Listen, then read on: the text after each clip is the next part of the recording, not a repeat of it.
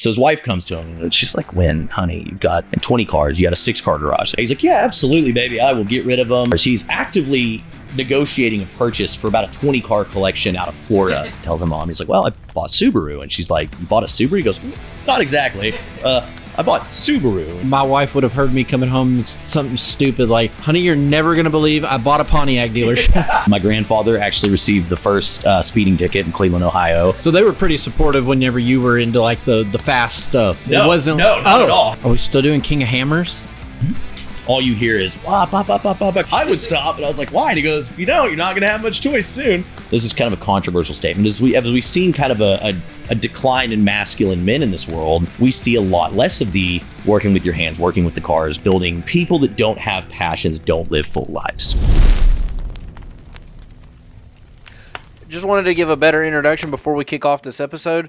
I got really caught up with some work stuff, and so I don't think I gave Lewis a proper intro. Lewis is somebody I've known for a very long time, and I've known to be in every part of the automotive hobby. You name it, he's probably had that, like he's had an era where he's been in that part of the hobby. The most interesting guy I think I know, the son of the 17th Lieutenant Governor of Arkansas, Win Rockefeller, who is the son of Win Rockefeller, who is the son of John D. Rockefeller, and so on. So I think you're in for a great episode, and let's get into it. Welcome back to Around the Fire, and I'm extremely excited for this episode. Fired up, you could say. I have one of the most interesting people I know, whose family has been fueled by automotive industry and fueled the automotive industry from the very beginning. So happy to have Lewis here. Happy to be here. So I just want to start by going a little bit into just how you grew up and when you realized kind of like, you know, your family kind of revolved around automotive, the automotive industry. Oh, it was like right off the rip. My dad was a huge car guy growing up.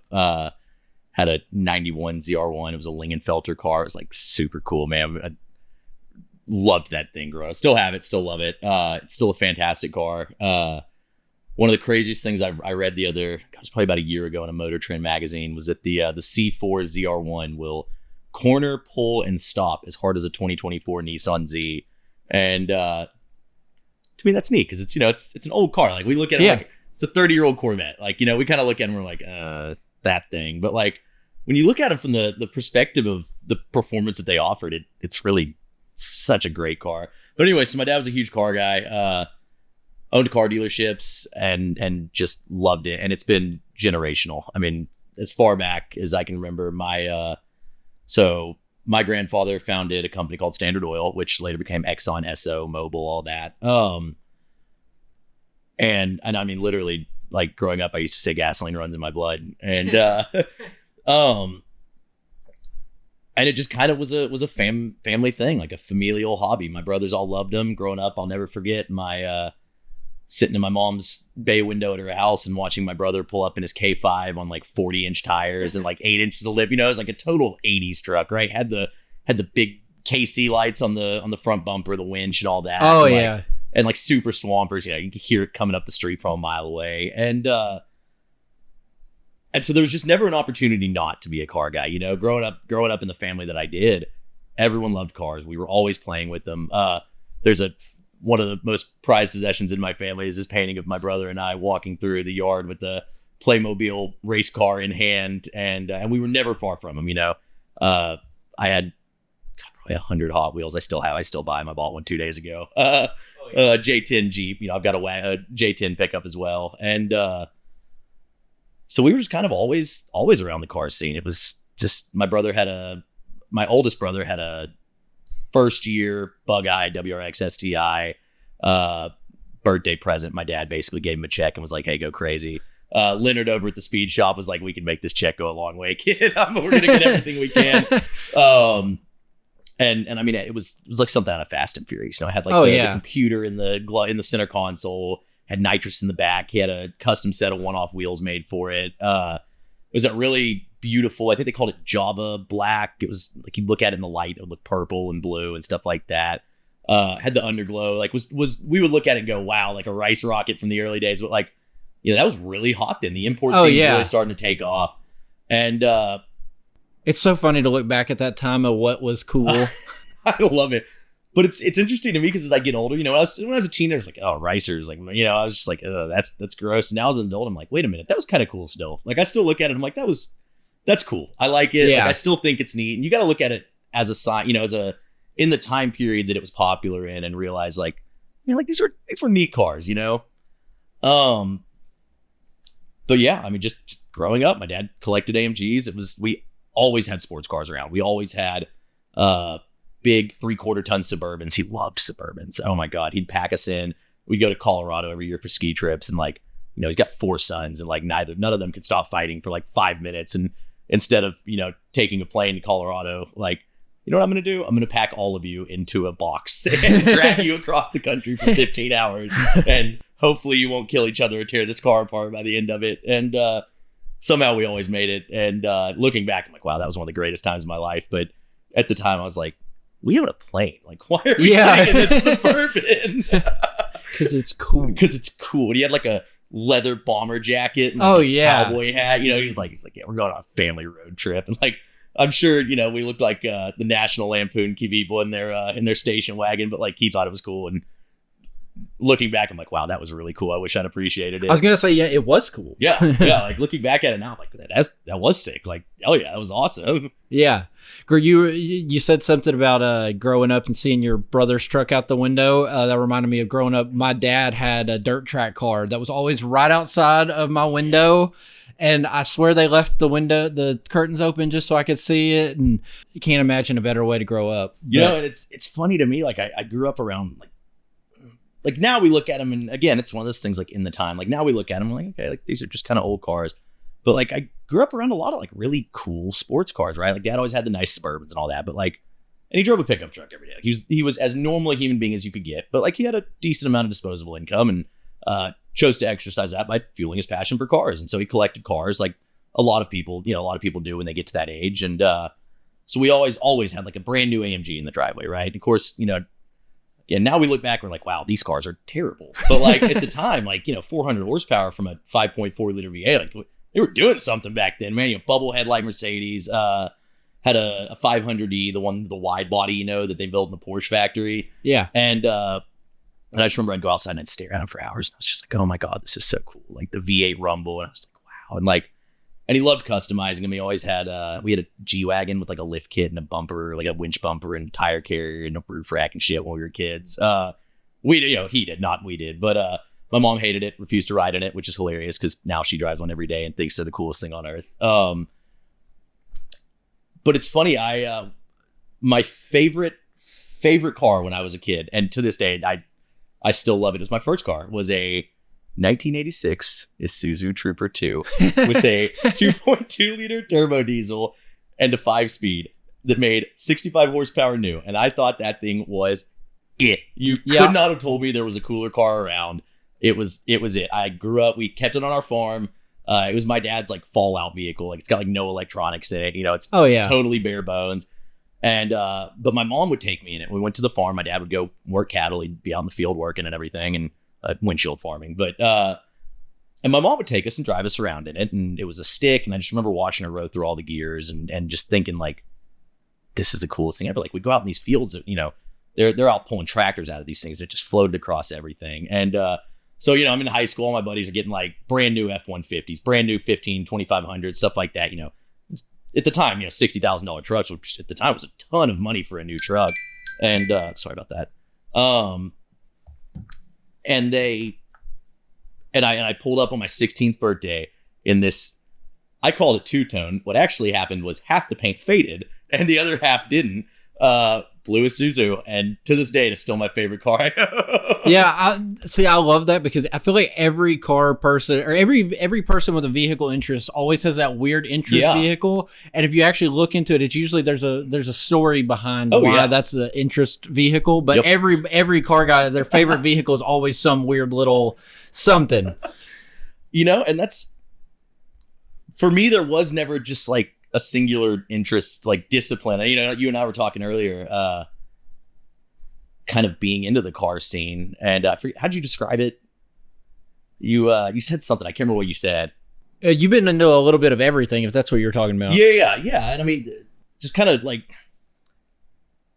so again, it's kind of just a product of my upbringing. My dad liked Formula One. He liked race cars. He collected cars. And so I always kind of say I never found that niche. Like this is my stem, you know what I mean? This is my thing. But I did. It was just cars. It was just motorsports in general. It was anything with an engine. I've street raced. I've raced bikes. I've ridden bikes. I've raced cars. I've had the opportunity to race off road, and never managed to keep my Jeep together long enough to do it. But we rock crawl at a pretty serious level. Been down for about a year. I haven't messed with it as much as I should. It's in the final stages of getting back. Are we still better. doing King of Hammers? I would like to do King of Hammers. I think my current platform is probably a long way away from doing King of Hammers. It's missing most of the body, and turns out, you need that for the class I wanted to race. You need a complete body, which is sort of a bummer because like I look at it and I'm like, man, like the rock crawling that I do. So we want to race the 4600 class at King of Hammers, which is it's their stock production vehicle. So you're allowed. If I'm not mistaken, you're only allowed like 4 inches of lift or something. You may be more allowed to have more lift. Oh, wow. But you are limited by tire size. You have to have a stock engine. It has to be an engine that matched that vehicle. That was an option in that vehicle. So you see a lot of the guys who race like TJs and stuff, they'll buy like 4-cylinder TJs and then stick like a 4.0 i6 in it. And I'm like, wow, big power gain you got there, bud. And of course, those are the dudes that mop the floor with us. There's a guy named Mick Henson who races a Toyota pickup. Phenomenal. He's got like an LC Engineering 222R in it. Solid axle, leaf springs. Nothing. I mean, it is the least fancy race truck you'll ever see. Yeah. And dude, I'll watch him in the videos and he just gets out there and goes.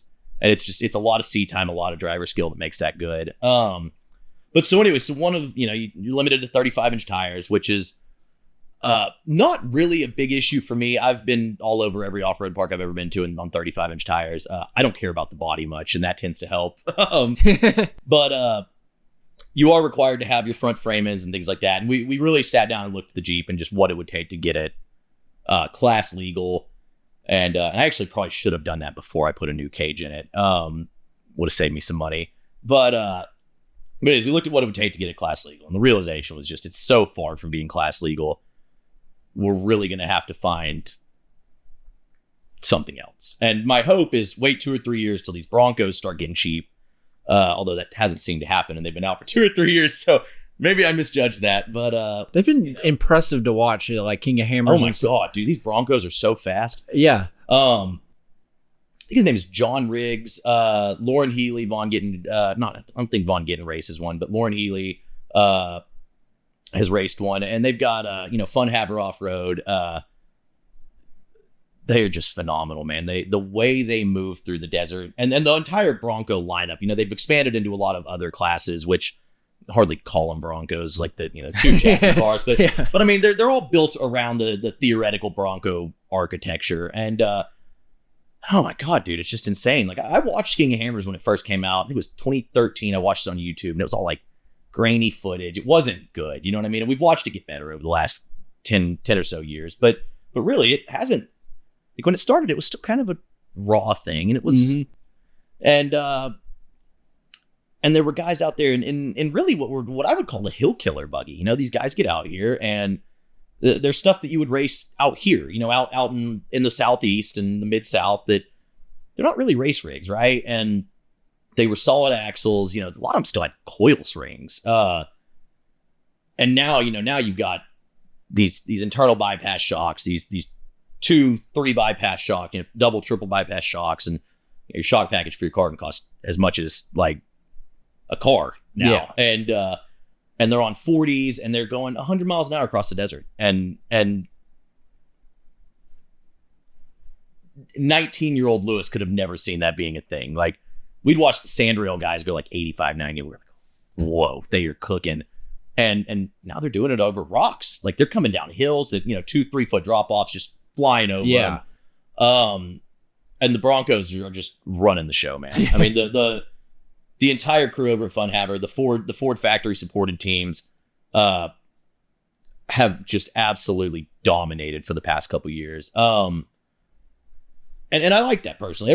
We see a lot of complaints about it in some of the groups and some of the forums that I'm in. Like, oh, the factory support, you're guaranteed to win. But I think we really need to look at it from the perspective, guys, we are getting factory support from just any factory. Like, that's insane. Like, Ultra 4 was a bunch of rednecks racing rock buggies up hills. And like a manufacturer has looked at this and gone, this might be something to pursue. That is huge. It is a massive win for the sport. And that is one of my biggest passions. You go through my Facebook, it's rock crawling, it's off-roading. And so for me, when I look at it, I'm like, man, factory support is awesome. That is a huge deal. That is the biggest thing ever. Like, we are really starting to get recognized by people outside of off-road enthusiasts. Yeah, that's a difficult thing for the sport. I've also loved in F1. Actually, I just started getting into F1 because I saw Maserati, I can't remember what brand it is, but Cadillac tried to put up a team, and that didn't. No, they just got back into winning.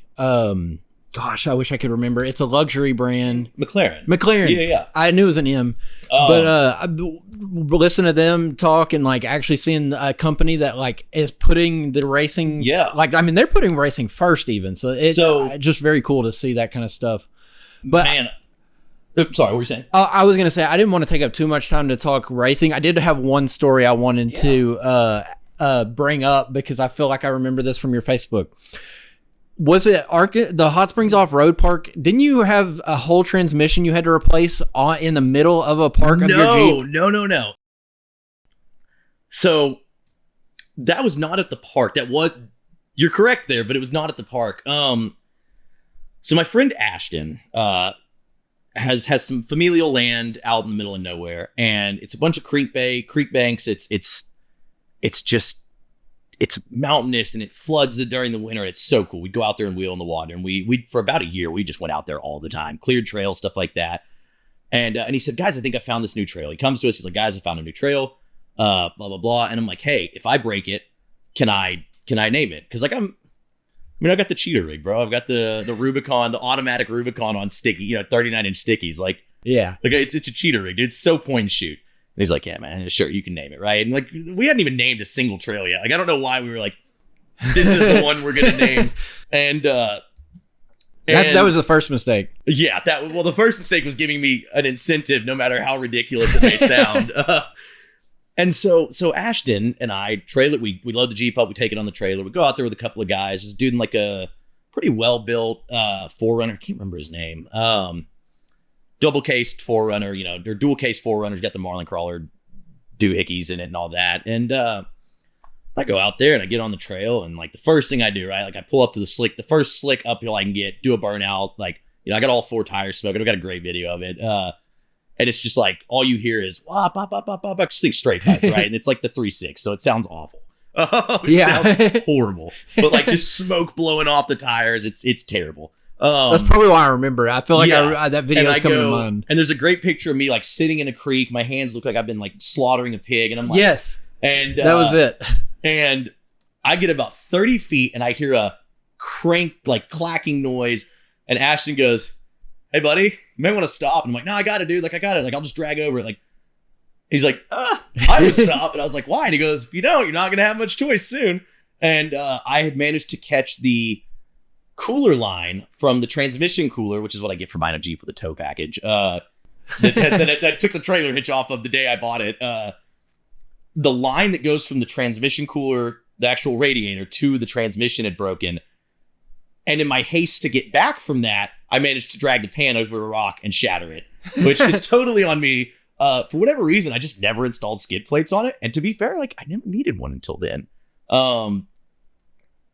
And I still haven't. Okay. And I'm not going to. I just want that known. Yeah. I still haven't. It's never been a big concern of mine. I've never busted anything other than that on a trail.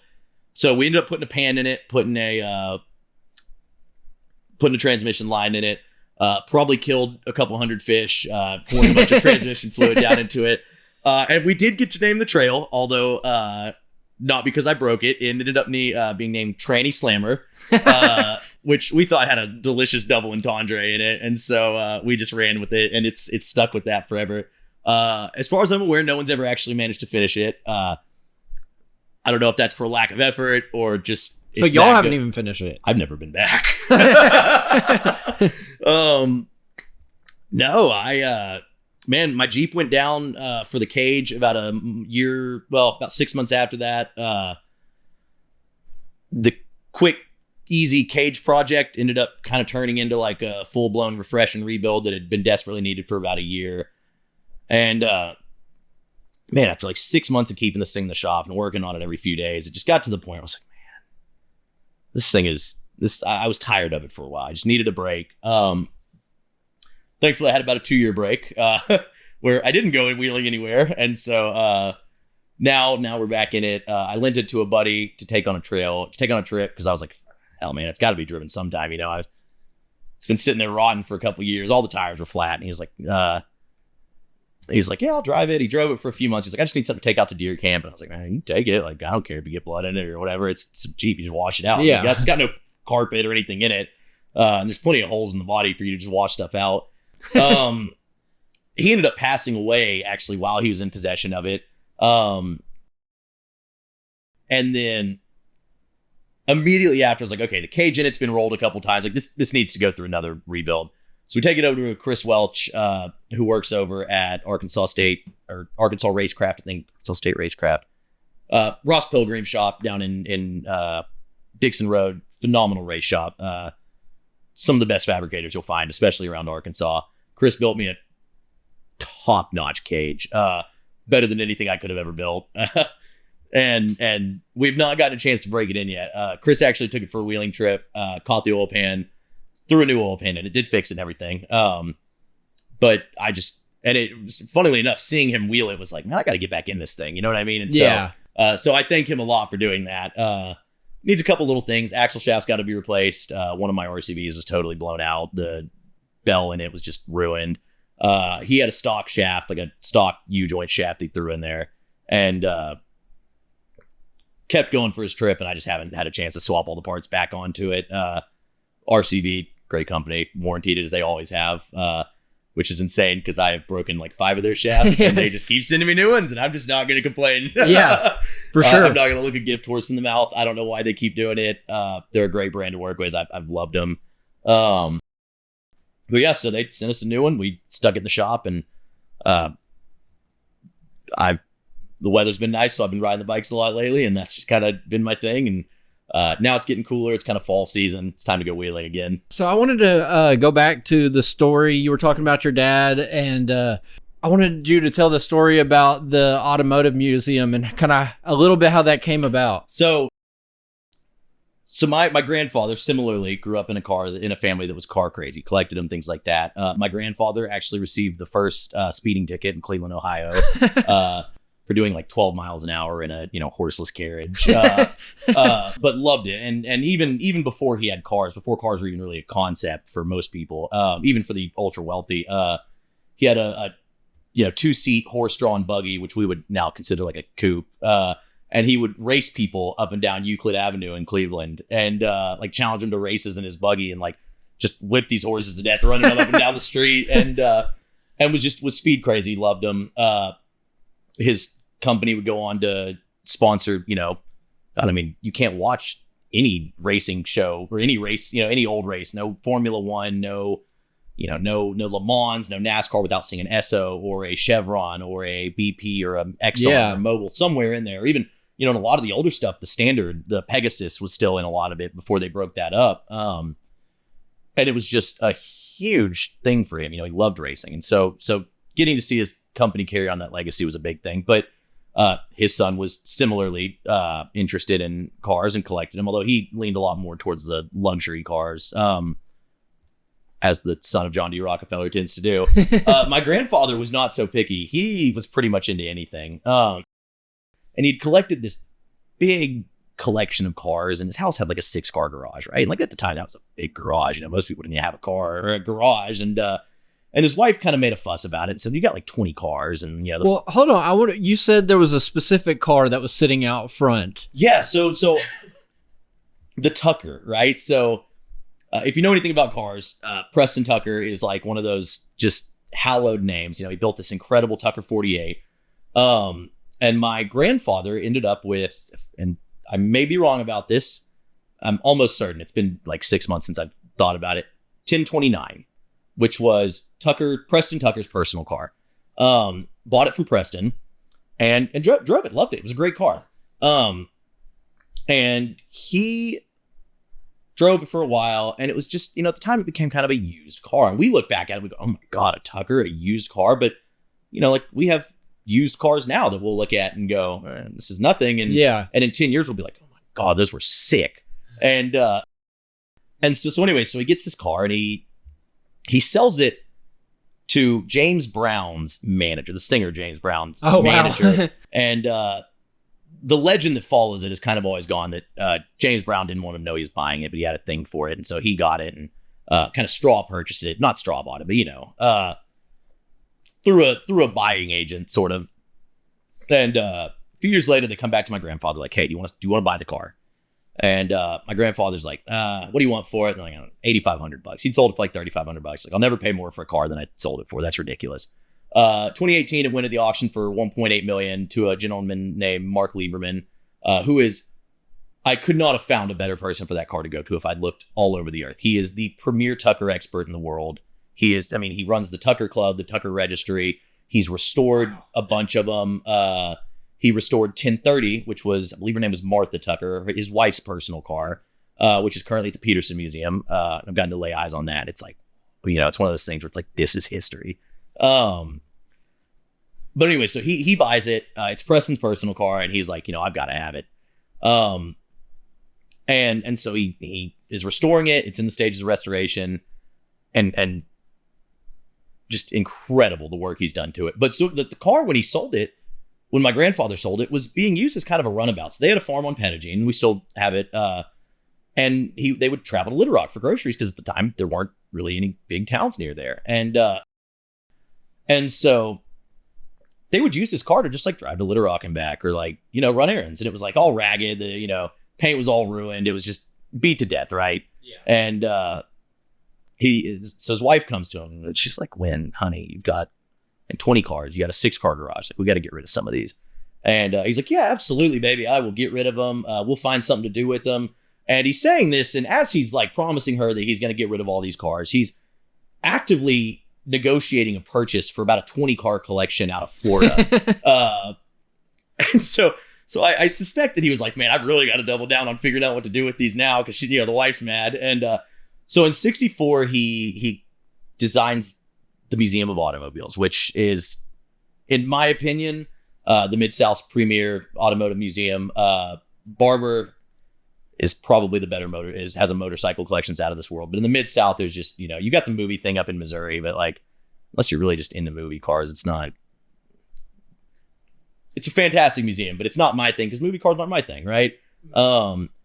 But he builds the Museum of Automobiles ostensibly with the intention of it being a big tourist draw to Morrilton. But I think it was largely more of like, I need a garage to get this off my wife's back. And they've continued to operate, except for a brief closing after his passing where they were just like, I don't really know what to do with this. They've continued operating since then. They host swap meets every year. They're actually hosting one next weekend, the weekend of the 21st. Or I guess that'd be the 28th? I don't know. Next weekend they're hosting one.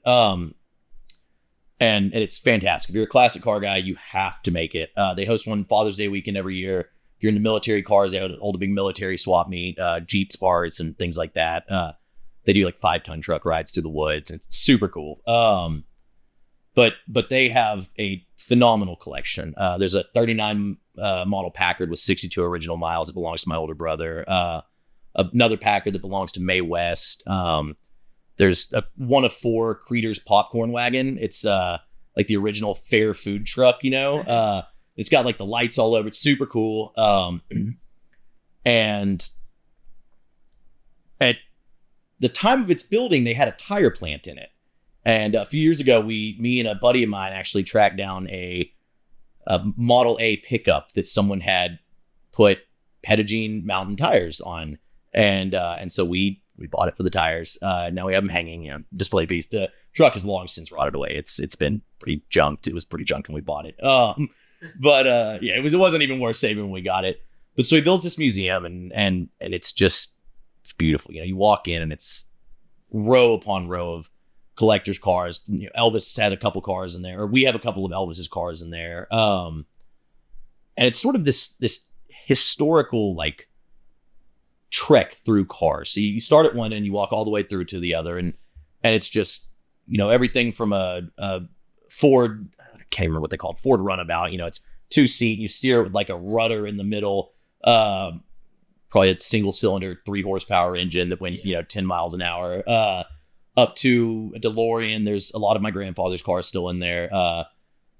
Everything from this crazy Creeder's popcorn wagon, this Packard, his Cadillac limousines that he owned. One of them has a big sterling silver bull on the hood, like a statue of a bull. It's cool, man. It's about that big. It's like a shoebox sized bull mounted to the hood of the Cadillac. And they're all in this red, like maroon color. That was GM had it for a long time. It was Rockefeller red. You could order it as a paint code. And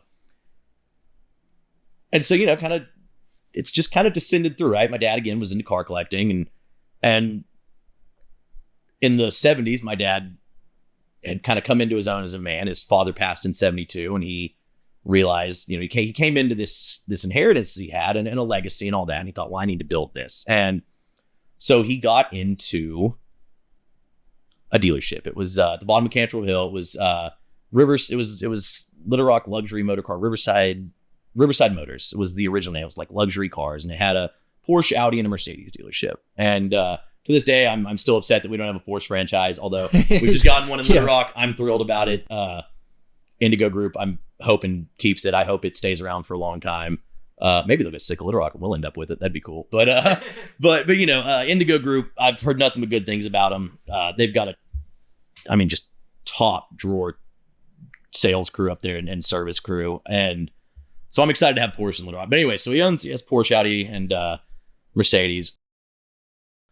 And then like the late 80s, early 90s, he goes to this little Subaru dealership in Benton. And he bought Honda a few years after that, Honda World in Conway. But in the late 80s, early 90s, he goes over to this little Subaru store in Benton, Arkansas. It's just this tiny little thing. And I largely blame this for me being into cars as I am today. Huh. And it had a Subaru and a Saab dealership in one. And they were like steel buildings, like a trailer out front, like nothing, what we would look at as like a low-end used car lot now. And he goes to the guy. He's like, I want to drive your cars. And the guy's like, I want everybody to drive my cars. I'm a dealership. And he goes, well, I want to buy one of these dealerships.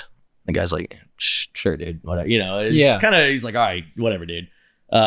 So he demos out my dad a Saab. I think it was a 9190. I can't. I do not know enough about Saabs to be able to accurately tell you what it was. But takes it, drives it for like 3 or 4 days, takes it back. He's like, yeah, it's cool. It's neat. It's a good car. I like it. Picks up a Subaru. I think it was like a GXL. It was their little 2-door that they had in the 80s, 90s. Oh, yeah. Takes it for a spin. It's like 9 a.m., right? 5 p.m. he's back. He's like, this is it. I'll take the Subaru dealership. And the guy's like, well, they come as a package. And he goes, no, they don't. I want the Subaru dealership. And so the guy ends up selling it to him. He comes home and he tells her mom, he's like, well, I bought Subaru. And she's like, you bought a Subaru? He goes, not exactly. I bought Subaru. And she's like, what? He's like, well, the dealership. And she goes, why? Just kind of like, at the time, Subaru was a really small brand. I mean, a lot of Japanese brands were at the time, and Toyota and Nissan had kind of taken off, but even the 80s was really the early heyday of the Japanese cars. Detroit never got behind the front wheel drive small car thing, and never would. Iacocca had the K car, and that was the closest they ever did. But until the gas crises really became a big issue, the Japanese cars weren't really holding up in the market. They just had such a small market share. But Detroit wouldn't sell small cars because big cars made more money. So anyway, so he buys a Subaru dealership and he tells my mom, and she goes, well, why? And he goes, Lisanne, listen, when Americans find out how much fun these cars are to drive, they are going to love them. And he was right. That Subaru dealership has been it's been great for my family. Don't get me wrong. Like, it is it has been incredibly profitable for us. We're so fortunate that he had that foresight. But I'll tell you, man, more than any of that, I just love the brand. Yeah. I mean, I love the brand. I love the customers. I love the people that work there. I have half a dozen friends that work at the Subaru dealership some of them I met through my time working there when I was younger in the sales department and the service and all that. Although how much work I actually did is still up for debate. But you'll never meet a brand that holds as much loyalty as Subaru does. And it's just phenomenal. I mean, the customers are incredible. They show up for events. We host these big events. They really do. We did a big expansion, finished it up about 3 months ago and did a big grand opening. I mean, God, there were probably 200 people there, dude. And I really don't think there was another brand that would carry that kind of customer loyalty to where it's like, we're holding a grand opening event for a dealership that's been open for 10 years. Like, it's an expansion grand opening. And these people are packing in there. They're excited and they're, more than just customers that, a lot of dealerships, you see these customers and you're like, okay, like, hey, I know you, I sold you a car 5 years ago. So-and-so, hey, buddy. And at Subaru, it's just not like that, man. You have friends, like guys come in and they're like hugging me. And I'm like, this is awesome, man. And they're talking to people just like they're just buddies, And it's not customers. It's not a customer relationship. You're just part of the same community, whether it's the guys who are the outdoorsy Subaru guys, whether it's the like granola Subaru guys, whether it's, whatever subset of Subaru customer you fit into, you still feel at home in that brand. And I don't get that. And I'll be honest with you, I don't get that. And even some of the brands we sell, Mercedes, you're never going to feel like that in a Mercedes dealership. Yeah. Just because it's not the kind of culture that company has promoted. And Subaru has just done a phenomenal job of it. That's incredible insight, though. I feel like if I was in the same position, my wife would have heard me coming home and something stupid like, honey, you're never going to believe I bought a Pontiac dealership. He really bought what he enjoyed. And that was the big thing, was he... And it got to kind of a problem at one point. He would get really into something and then dive way too far into it. Like, he got into boats, and then like somehow we had like 9 boat yards in Florida. It started out as one, and through his admirable business acumen, expanded it into the largest dealer of Azimut and Hatteras yachts in the world, is Allied Marine. He did his Florida thing, came back and did the car thing, and just, he would get like a hobby, and like we get a hobby, and we're like, I'm gonna buy a project car. And he was like, I'm going to buy a project dealership. Yeah. Which, I mean, if I had the finances to do, I totally would. I'd be all over it. Like, I'm into Porsches. I'll buy a Porsche store. Unfortunately, I don't even have the money for a Porsche, much less a Porsche store.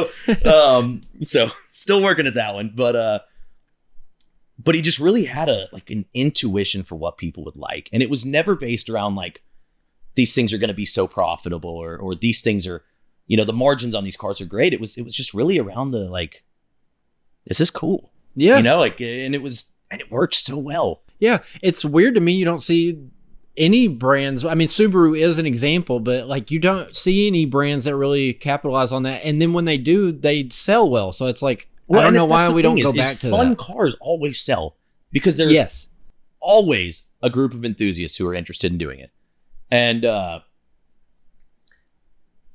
And I don't understand why more fun cars aren't available. Like, we totally neutered the world of cars, right? Yeah, like, I've been in the car business 10 years, and I grew up around it. My father, again, was in the car business. I remember as a kid going to sales meetings at Mercedes-Benz at Riverside, and I'll never forget, man. It was like what got me into sales, what got me into the car business. In the morning, you'd open the gates, right? It's 9 a.m. on a Monday. Of course, that was when people went to work at 9 a.m. on a Monday. And then you see like a line of E-classes coming down the street, right? Pulling in, parking. Just get out, 1 second. Tie. Let me look. I think that battery just died. So the Mercedes. So growing up, I've been in the car business for about 10 years and been around it prior to that my whole life. And in the mornings on Mondays, he'd have a sales meeting. We'd go down to the dealership and he'd walk around, talk to all the customers and things like that. And I'll never forget just watching. He'd open the gate.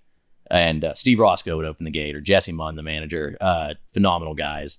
And you just see this line of E-classes, right? All of them demo tags. They get out, they had the sunglasses, the suits. They were just as cool as could be. And And I just watched them come in. I thought they were superheroes, dude. They were just the coolest thing I'd ever seen. You know, I'm like 5, 6 years old. And then he would do it, and I'd have been inevitably like get bored and listening to him talk about sales, because at the time it didn't really matter to me. And I'd go into the shop, and there were he always had something cool working, whether it be like the ML with the lift kit that we did up like the Jurassic Park MLs, or had the roll cage and stuff on the outside. The G-Wagon with the winch and the bumpers and all that he buried in the back lot and had to get Jeremiah to pull him out with a truck on 44s.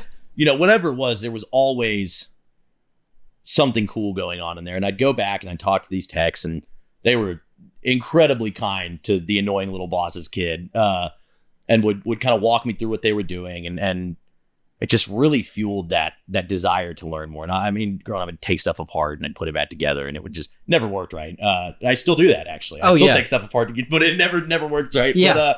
But got a Harley Sportster in my garage that's going through that right now. But they were super kind to me, and they really encouraged me to like look at stuff. And then I would inevitably make my way back up to the service drive, and he had a 32 model, but 30s, 170V Mercedes. And it was just totally decrepit. Like the paint was all shot. My granddad brought it back from the war. And he just sat there like decaying away, just absolutely rotting away. And I would sit in it, and I'd be like, this is the coolest thing ever. I had the big pontoon fenders, you know? Yeah. And I was just like, this is the coolest thing ever. And like, there's like a beach ball stuffed in the hood of it, and it like somehow never lost air. So I have this memory of it sitting in the corner with like, it was either a beach ball or like a multicolored like umbrella, like stuffed in the hood where the engine should have been. I think most of the engine was in the trunk. And it was just so cool, like sitting in it, getting behind the wheel. All of his cars stayed down there. My mom had a 280 SL, 71 280 SL. And during summer months when it was nice, we'd go down there and get it, and they'd tune it up and had the tin top on it, the metal top, and they'd take the metal roof off, and we'd put the top down and go ride around. And there were just like brief snippets of my childhood that like cars were so deeply intertwined with. And those are all my core memories. You know, you look back and like, I don't have core memories of my family going to the beach. We didn't do that. Like we went on road trips, or my dad had a Beechcraft Baron he would go race, a little twin engine Baron that he would go race around. And so there was just like this underlying theme of like speed, cars, like cool stuff, right? It was just like the adrenaline of it all. Dad liked bikes, dad liked cars, dad liked planes, boats, whatever. So they were pretty supportive whenever you were into like the fast stuff. No, it wasn't, not at all. Actually, they thought I was ridiculous for doing it, that I should have been a proper young man. Of course, Dad had passed when I was 10. You know, he died long before any of this. He thought it was cool. My mom was very much of the belief that I needed to buckle down, be a proper young man, and I don't know, go be a banker or something, or go work some white collar position in a corner office that's just dreadfully boring. But instead, I ended up with all of you. And now I have 5 Harleys and a Jeep in the garage that I am like barely keeping running. But I mean, they were always pretty cool with it. My brothers look at me a little crazy when I come home and I'm like, look at this cool truck, and they're like, that is a rust bucket. Why is it here? My mom gifted me for my 14th birthday an 84 Land Cruiser. Gifted was a loose term. She definitely owned it, but I was allowed to play with it. But an 84 Land Cruiser that is probably the vehicle I am best known for owning in Little Rock. FJ60, you know, station wagon. Had a CB radio antenna, like one of the big towers that you like mount in the ground, laying across the hood. And it was red, but only about a third of it was still red, and the rest of it was like this orange pinkish color that had faded out in the sun from sitting in a field for like 15 years. And I totally fell in love with it. We had a body shop in the old Mercedes dealership that Andy, the manager, was kind enough to teach me how to paint in. Got the paint guy there to teach me how to paint. Whether that was the boss's kid or just out of the kindness of his heart, I learned to paint on it. So I got to paint the car. It was insanely cool, man. And to this day, it is probably like my most treasured possession thing, right? Like, yeah. It's slow. It's got the inline 6 in it, the 4.2 from the factory. And that little 2F just won't die on me. I've got an Aisin car. It's got, old man emu suspension. At one point it had bumpers and baskets and all that on. And then kind of got to the point I was like, well, this is a little much. I'm going to put it back to factory. So the chrome bumpers are back on it. But it is absolutely like that is my vehicle, right? Like I am just, it is my thing. And I dressed like I was born in I lived in the 80s. I was such a dork, dude. Bought like Ray-Ban Wayfarers. I'd wear like, Filson shirts and shit. Like, yeah. And I was like, it was like a hipster, but I didn't want to look like a hipster. I wanted to look like I was 16 in the 80s. Didn't work. It didn't at all. I think more girls laughed at me than I ever got. Guys loved it though. Oh yeah. Guys loved it. Same thing with motorcycles. I've not had much luck with women on it, but guys think they're great. Well, if we got in the automotive industry to impress women, we really messed up. Miserably. Yeah, we really messed up. But so we still have it. It's and I restored it. I mean, we got it running. Jeremiah Mercedes, super cool guy. Helped me get it running. Probably did more of it than I really did, to be honest with you. But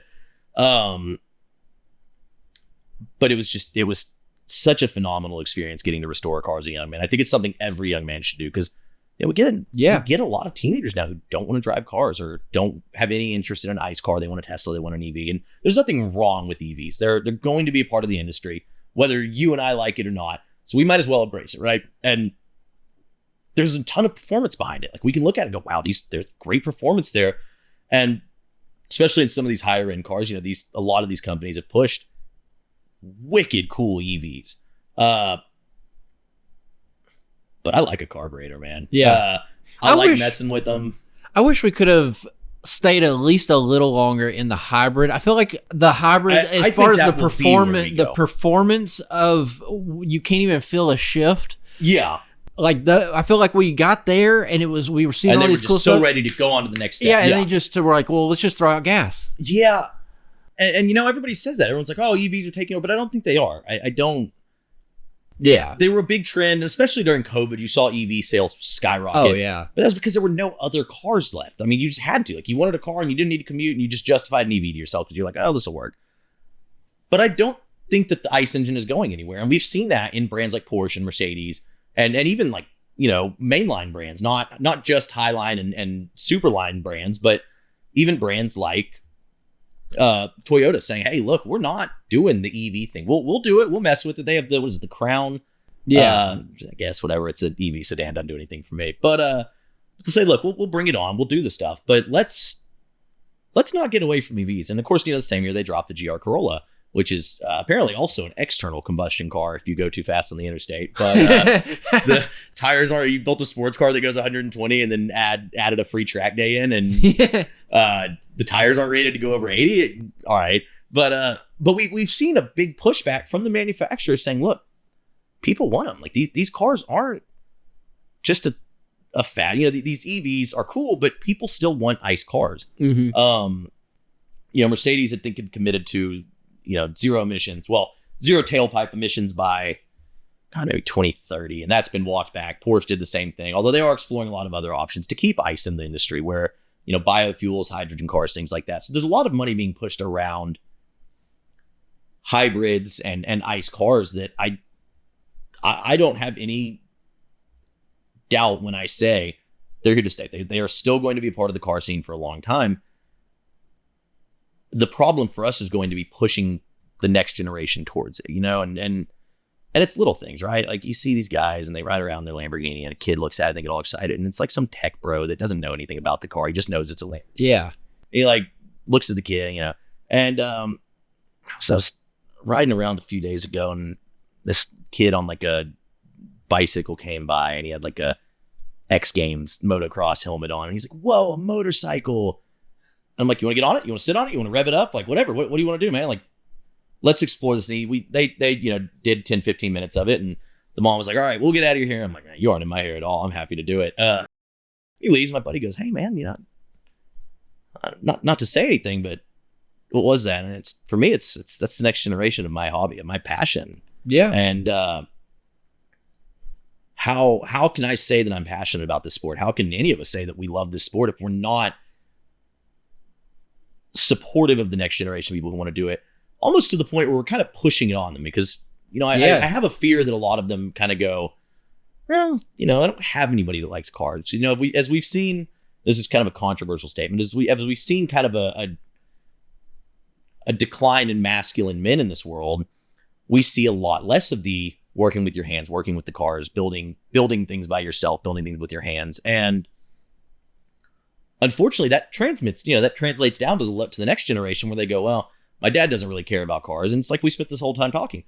I'm into cars because my brothers were into cars. My dad was into cars. My grandfather, my great-grandfather, my great-great-grandfather was into cars. But where are these kids going to find it? Where are these kids going to find it when their dad sits at home and goes, oh, loud tailpipes in a car. Why would anybody want those? And honestly, I'm going to be honest with you, the dad lore is going to suck for most of those dudes, right? Like I have pictures of my dad and he's in like an all jean outfit, like an all denim outfit with like the Bell open face helmet next to his Yamaha 180 by the pool. Oh, yeah. And he's got it like parked next to the pool, and like I can just picture my mom like coming out of the house to yell at him for it, like like as the picture's being taken. But even like my brother borrowed my dad's CLK one day, drives it down to the river, does a big burnout of it, had a picture of it on his desk, right? His buddy takes a picture on his like Sony digital camera. It's terrible. It was like 64-bit, terrible picture, or 64 megapixels, like just awful, right? Yeah. But you could barely make out the shape of the silver CLK 55 just blowing smoke off the back tires, right? Just burning a set of tires off of it. And I'd walk by his room and I'd see it and I'd be like, hell yeah. And and like, so if we aren't actively pushing that on the younger generation, where we're like, hey, this is cool, and it's a skill, it's a trade, and more importantly than that, it's a passion, right? And I'll tell anybody, I celebrating 3 years sober in about 2 weeks, and one of the big things for that was getting back into my passions, chasing that thrill that I got when I was on drugs, when I was in active addiction, having motorcycles, having cars and things like that. And I think that it's a big thing that a lot of kids don't get anymore. They don't get that passion, that drive, that thing that keeps their mind off of being idle, sitting around and just getting into trouble. Whether it's, I mean, and not to say that every kid that isn't into cars is going to end up on drugs, because that's a ridiculous statement and I'm not going to even remotely make it. But people that don't have passions don't live full lives. Yeah. Well, and it teaches you independence, where that's, I feel like, something missing, because there's not a lot of avenues left anymore to learn independence. So you get that avenue. Like, for instance, my camper's having issues. Well, I was like, if I can work on my truck, I can fix a camper. And then, same thing. And then I can put fix stuff back together. Yeah, I can fix this problem I have with my house. And it's like, all of that confidence came from because I worked on my truck a little bit. And so I was like, well, if I can do that, I can do this. Absolutely. And so it's like, there's not a lot of avenues you have where you could, I mean, if a kid started, they could buy just a junker. Like I have an S10 that spent $2,000 on. You could get that and start learning. You start working on something. And then suddenly you start realizing like, oh, well, I can just work on a ton of independence and self-confidence. I mean, I firmly believe that one of the biggest thing people lack now is the confidence to do things. And I get it. The first time you do something is terrifying. Yeah. The first time I rebuilt a carburetor, oh my God, I think I shook more parts out of that thing. Just terrified, right? Yeah. We're looking at jets and these little bitty gaskets and these little bitty bellows and things like that. And I'm like, oh my God, I am going to lose so many parts. So I ordered 2 carb rebuild kits, and I still have the one I ordered. It's in my garage. But I did it, right? And then I was like, wait a minute, I just built that thing back together. And like, to most people, carburetor is Chinese. You know what I mean? Yeah, you might as well be speaking Chinese when you're talking about carburetors. But doing that, rebuilding that Land Cruiser when I was a teenager, and God, it broke down all the time. We put a clutch in it in a church parking lot because it broke on the side of the road, and we didn't. I'm 16, I'm broke. I don't have money for a truck and trailer. I don't have money for a tow, but I did have money to get a clutch. So I bought a clutch, and me and my buddies literally put this clutch, or replaced the clutch in my Land Cruiser in a church parking lot because it burnt up on the way into coming home one day. And we did it at night. We had like one of those cheap Harbor Freight generators that would barely power like one light, a bunch of flashlights. And I don't even think iPhones had phone lights back then. Like, we had actual flashlights, and we did it. We did the whole thing in a church parking lot. And I was like, wait a minute, like, I can do this. And so now, as an adult, as somebody who's come into my own self as an adult, we'll go out in the woods and we'll break stuff. You're bashing your car over Volkswagen-sized rocks. I mean, at some point you're going to break stuff, and just being able to fix that but it translates so much more into who you are as a person, right? That self-confidence to address absolutely. situations and go, I can do this. And whether it's, cars or your dad's a plumber and you learn how to fix a toilet when you're 5 because yours broke and your dad called you in there to teach you a lesson, right? Or working on a boat or whatever it is, working with your hands is just so incredibly crucial to young male development. Yeah. And I worry that that's something that we've lost a lot of in the past 30 or 40 years. And manufacturers have tried their best to get away from it. They don't want us to be able to repair stuff. And whether or not you agree with that is up to you. But there's no denying when you look under the hood of a car and it's all plastic, it just looks confusing to people. They go, well, how am I supposed to replace an alternator when I can't even find it, right? And so not only do you get that, but as you get more involved in it and you get into things like, Facebook groups and the scene around whatever that car may be, you gain a real friend group, man. That's just like, I tell you right now, if you were leaving your house and something broke, man, I call a buddy, like, hey man, I need to swing by the parts store, grab something, meet me in my house. I got the tools. We're fixing it. Right. Two of my best friends, John Waters and Jordan Campbell. I kid you not, our friendship started because I posted on Facebook asking if anybody would give me a hand putting this engine back in my Jeep. A couple people said they would. John said, I'm on the way. Like, these guys are like, yeah, when do you want to do it? John's like, I'm on the way. Let's do it. Right. Shows up with this guy. We are working in this shop. We've got some space in it. The guy's like, you got to be out after like 9 o'clock at night. Right. And so we said, okay. And 9 o'clock at night, it's like January 15th, right? It's freezing. And we're literally taking turns hooking everything up. Right. And like alternating, jumping in the truck and putting our hands over the VIN to keep warm as we're doing this because we're like freezing to death out here. Right. And we got it. I drove it home that night. But like these two dudes that I'd met maybe once or twice, right? We'd met him street racing a couple of times. Had literally drove up from Pine Bluff to come and stand in a parking lot in 25-degree weather and help me reassemble a Jeep engine, right? And just whether it's that or it's my buddies and I changing a tire on the side of the highway in Texas in 120-degree heat. The car scene and really just the scene around your hobbies gives you your tribe, your village, your group of people, right? And I think that's just such an important thing for humans. I think we live in a world where we're so connected via social media, but at the same time, we're simultaneously disconnected. And you can avoid that by just getting out there, touching grass and meeting people that share the same interests as you. And that's a good point because the automotive community is one that's really avoided that kind of disconnect where, it's gotten a little worse since COVID, but like I can't think of another hobby that even comes close to being as inviting or like not. You instantly will make best friends. Dude, like cars, bikes, the whole thing. Like I was riding a Sportster 48, right? It's like as entry level a Harley as you can get. There's nothing crazy about it. It's the Harley you get first, right? Pull up to a gas station and I've got the Road Glide outside. I've got the Heritage Softail. I've got a chopper over at a shop down the road. All these super nice bikes. I'm riding this entry level Sportster, right? And I pull up next to this dude at a gas station. We get out and he comes over and he goes, oh man, I had a FLH back in the 80s. Loved that bike. And we just started talking. Hands me his card. Friend each other on Facebook, go on our way. But that's a friend. That's a person. Yeah. You know what I mean? And whether it's just a passing acquaintance that I've met once or whether I see him at that gas station once a week for the rest of my life because we both fill up every morning, I now have somebody who shares that same hobby as me.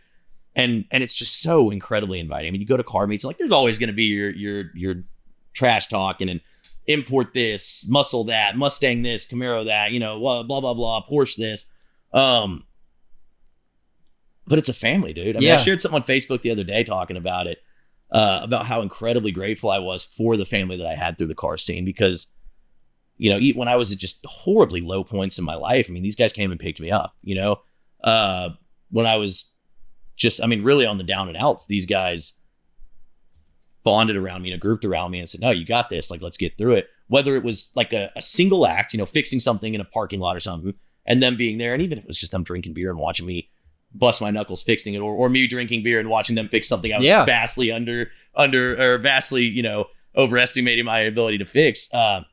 These guys have really just stepped up in my life. And I have friends that live all over the country. The guy that bought my grandfather's Tucker, never met him, but we talk once a month for probably 2 hours. And I have this incredible community of people spread across the country. And it doesn't matter if you're black, you're white, you're gay, you're straight, you're 6 foot tall, you're 5'3", you're anything. You could be anything you want. But at the end of the day, you're still a car guy. You can be a girl, you can be a car guy, and you're still a girl. And it's beautiful to me, man. It's a community that exists, and it exists at all levels of society. Like you have the Amelia Isle collector guys, right? They go out and they go to these concourse shows, and their cars are nicer than anything I will ever even dream of owning. Yeah. And they have millions upon millions upon millions of dollars of cars. But you go to a meet at Luby's on a Friday night, which I don't even know if that's still a thing. I haven't been to Luby's in 10 years. Brought back so many memories. I know. Or you go to Luby's on a Friday night, hang out with the guys, and God, dude, I can't tell you how many people I've seen putting on like parts in the Luby's party, like modding their cars in the Luby's. Oh, dude, I got to put this cold air intake on right now. And I'm like, bro, I'm fairly certain that can wait till the morning. Yeah. Like, it's got to go on tonight. I'm going to the races. I'm like, you're not going to make any more power, bro. You're not going to be any faster because you have a cold air intake on that thing. Yeah, or taking seats out and throwing it to somebody else's vehicle. Dude, we got to strip this thing down right now. Like, we did it with the Jeep. We pulled all the airbags out of it because I was like so obsessed with saving weight. I ran 4 lug nuts on each wheel for a while, and I was like, man, this will save me the ounces I need to go up these trails as quickly as I can. My buddies are like, no, idiot. Now you just have wheels that are about to fall off. That's the biggest stretch I think anybody I've heard has taken. Yeah. But it is. It's a community of people that love each other. And at the end of the day, like, there's always going to be fighting in any group, but I wouldn't have it any other way. Yeah, for sure. Well, I think we'll wrap it up here. I wish we had more time to talk about, topics in more detail, but I'm sure we'll do this again. I look forward to it. Looking forward to it. And if you were looking forward to it, make sure to like and subscribe so that way I can actually keep doing this. And let us know what fired you up about this podcast, and we'll catch you in the next one. Heck yeah, man.